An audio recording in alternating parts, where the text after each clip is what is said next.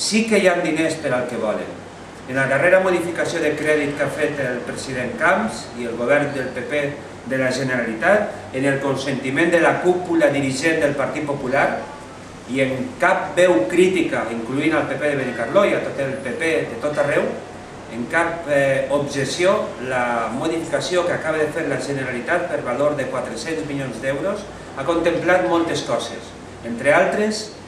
la consignació indecent per a pagar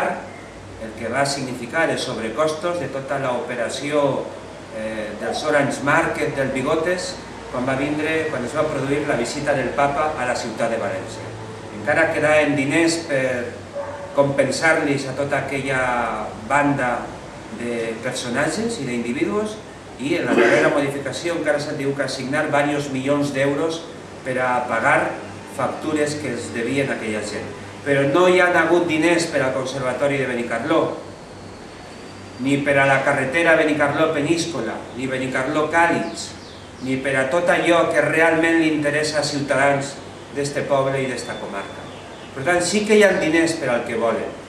Hi ha hagut diners i xec en blanc per a la Fórmula 1, que té garantida la financiació dels amics del poder, la nova aristocràcia empresarial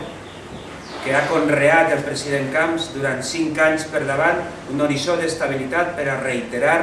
la Fórmula 1 en el circuit urbà de València. Que es recorde una vegada més que Camps se gasta més recursos un sol cap de setmana a l'any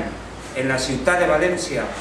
de dubtosa rentabilitat i de dubtosa eficàcia en tots els terrenys que vostès vulguin examinar este evento,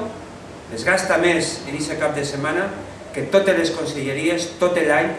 en tota la província de Castelló. Aquest és un fet absolutament impresentable en termes de vertebració territorial i de respecte a la província i a les ciutats de Castelló. Per tant, els socialistes estem aquí per a denunciar-lo, per a fer aquesta pedagogia política que no sortirà mai en Canal 9, però tenim la responsabilitat d'explicar-lo a tots i cadascun dels veïns d'esta ciutat.